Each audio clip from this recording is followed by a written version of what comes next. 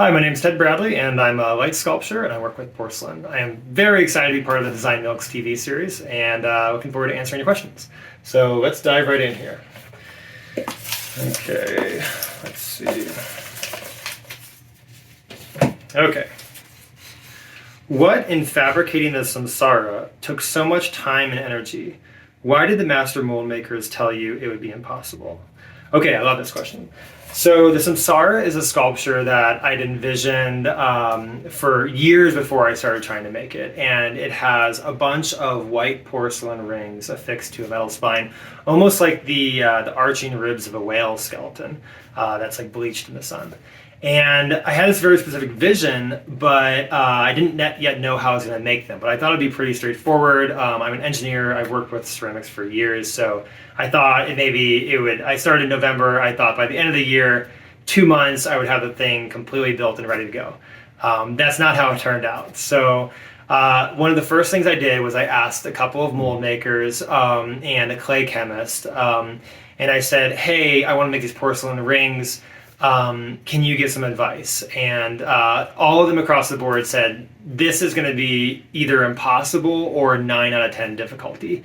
And I was excited to dive in nonetheless. I still thought maybe I'd get it done in a few months, but it turned out that it was every bit as complicated as they said it would be. And the challenge is that all the major methods that you would use in ceramics production, like slip casting or rampack molding, they take advantage of the clay's property that it shrinks. So when you pour, for example, liquid slip into a mold, it'll then dry and shrink away from the mold, and then you can pop that vase out or pop that mug out or pop that plate out. But with a ring, instead of, actually I have a ring right here. So instead of, as it shrinks away, it might shrink away from the outer mold surface, but it's not going to be able to shrink into the inner surface because the plaster will be in the way, and so the ring will crack. And then additionally, every ring has a channel inside of it, and this is where the LEDs and the lenses go, and this is called an undercut in mold making. And so if you imagine 2 mold halves, you can't pop one mold half off the other because it would get stuck inside of this slip. And then to make things more complicated, porcelain in general is just very, very challenging to work with. Okay, how did you finally decide to leave your job at Google? What was the last thing you needed to decide to make the leap? Well, I guess the best way to answer this question is to go back to the beginning. So the very first thing I knew I was passionate about was ceramics and porcelain. I don't know if you've had the experience, but of something in your life that when you first do it, you just connect with it. And for me, that was ceramics. It was touching, creating, seeing the input that I had with my hands and my vision come out in real life in such a messy but also beautiful process and complicated. And so that was this initial passion, and then also with that was engineering. I loved working with my hands and understanding problems and challenges and all the electrical and mechanical aspects. But after college, I landed in a job in software, and I ended up in a 10-year career in that, which was very rewarding, and there was a lot of wonderful aspects of it, and I worked with some amazing people. But after 10 years, I stepped back and I said, is this for sure what I want to be doing with my life? And the answer is, no, it's rewarding in a lot of ways, but what if there was a world where I could work with what I was most passionate about, which is ceramics and engineering and sculpture and design. And so eventually I decided to take this leap and to jump in, and it wasn't like a split moment impulse decision. It was something that just built over many, many years.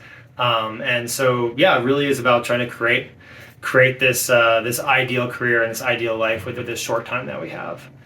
And hopefully that resonates with some folks. I know, everyone has like a passion or something that would just be wonderful to spend our time, working on and really pursuing. Okay, so why light sculptures? Why did lights have to be sculptural, and why do your sculptures have to emit light? Okay, so why do the lights have to be sculptural? So this is really, I think, a question for folks who are enjoying a light in their home. There's just such a wonderful opportunity to have something that is hanging in your home, or this like really important decoration, to be not just utilitarian or plain, but something that you really connect with on a visual and aesthetic level. Something that like really pops and can complement the rest of the design of your home. And a hanging piece is so prominent, and it can be such an intimate experience that you would have with a piece if, for example, it's over your kitchen island where you spend so much time, or it's over a dining table where you have these very important meals. So I think having a light that you connect with, that has a story and a meaning and a beautiful aesthetic, I think is a real opportunity to enrich your home. And then for me personally, why do the sculptures have to emit light? Going back to this very first sculpture, I could have built it without lights. But the light just adds an incredible quality to the sculpture that I could never create with just the form and the materials alone. Light does really beautiful things, especially when merged with great materials like metal and porcelain and glass. And if I take this sculpture, this very first one, Samsara, that I built, there's death in the sculpture. It looks like a whale skeleton or a rib cage, but there's also life.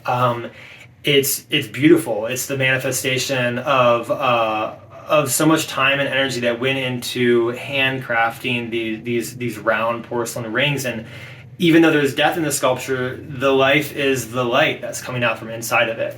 And that has a lot of meaning, and it's just an exciting opportunity to bring light into these other materials. It's a more complex, interesting, and to me beautiful and aesthetic. All right, so let's grab another one here. How does your background in engineering bring to your art practice, or what does a background in engineering bring to your art practice that other sculptors lack? So I'm not going to say that, I don't think that my engineering, I think it brings things that are different than maybe another sculptor would have in the way that we approach things. Not necessarily better or worse, it just means that what I create might go in a different direction than someone who doesn't have a background in engineering.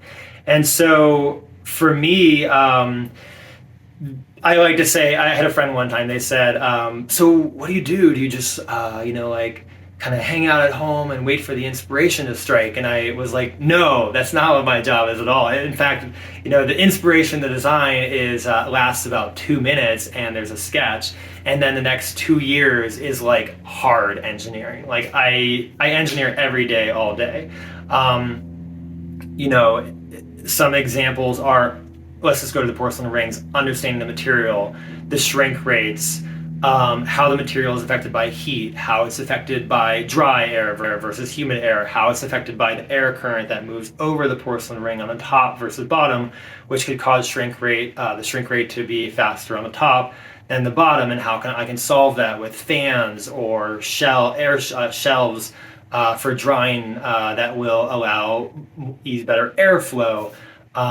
Or for example, I just finished a test where I was looking to understand the temperature of the LED transformers that go up in the canopy that convert your line voltage to 24 volts, and how a different load of LEDs could affect that temperature, making sure that there's enough longevity. So, those are two very small examples of, literally thousands of problems and that I have to solve every day as to build these light sculptures. And to me, that's the exciting part and the challenging part. The exciting part is to have a problem so complicated and it with so much breadth, but to use that engineering approach to create something really beautiful that the world's never seen before. It's a very fun and exciting opportunity. And yeah, hopefully that answers the question. All right, the last question here. What's next? Okay, perfect. What's next? So, first off, I have a sketchbooks full of collections I want to build. But these are very complicated and they take a lot of time. So, I'm a couple of years in on these rings and there's still so much to do with rings. So, if you think about the number of different beautiful light fixtures out there with rings, with globes, like a glass globe. There's a myriad of fixtures with a glass globe. To me, there's an equal number of beautiful fixtures that can be created with rings. I just see the ring as such a beautiful and versatile form that can do so many things. So I don't want to give up on the rings yet. There's a lot more to do there. But also porcelain. What an incredible material, and I feel like the industry is just scratching the surface with what can be done with porcelain. So I'm so excited to bring other forms into the physical realm over the years to come. Thank you. This has been very, very fun. I appreciate you listening and watching. Thank you, Design Milk, for the opportunity, and I appreciate it.